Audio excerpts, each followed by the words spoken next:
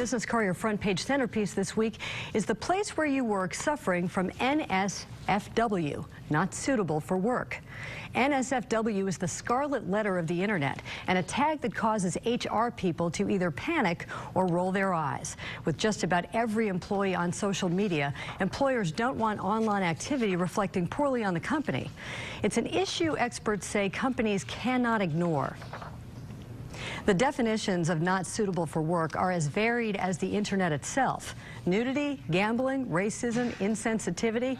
Experts say it is critical that companies have a policy that defines what is and isn't inappropriate to view on the internet. There also needs to be a reporting mechanism and a protocol to investigate any reports of behavior that violates that policy. It should be tied to other policies that prohibit workplace harassment. Another tool employers have is software that can block access to websites that fall under NSFW categories or communications containing NSFW language. Now, this is a fascinating story from Business Courier reporter Andy Brownfield. Andy joins Business Courier publisher Jamie Smith in the studio with more. Gentlemen. Thanks, Peg. Andy, thanks for being here today.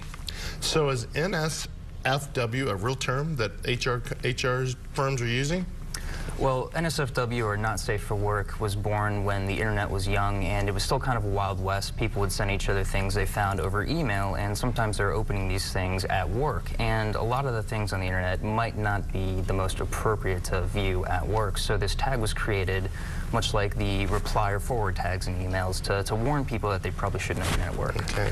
Well, obviously, as publisher of the Courier, and running the business, it's fascinating to me to kind of read this story.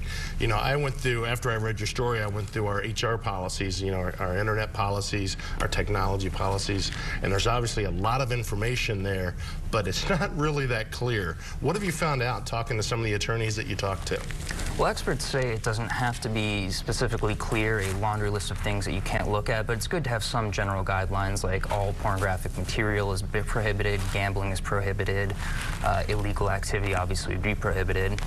But it's good to tie them into your harassment policies too, so people aren't viewing material that could cause someone of an ethnic or gender to feel that they're in a hostile work environment. Yeah. Well, so you gave some of the examples of people that did lose their jobs because of this.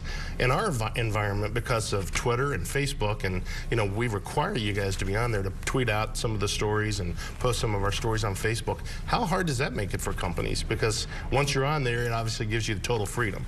Well, companies can take one of two approaches. They can either do a scorched earth approach, where they just allow nothing that's unrelated to work, or they can do what we do, which is have a more permissive policy.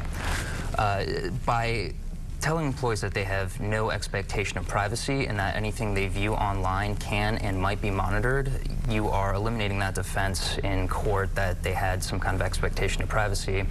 And you're also letting them know that they should be on their toes and watch what they're posting. Well, it's a fascinating story. Thanks for digging deep into it, and readers need to read the rest of it in the story. Thanks for being here today. Peg, back to you. All right, lots to think about there. Thanks, Jamie and Andy.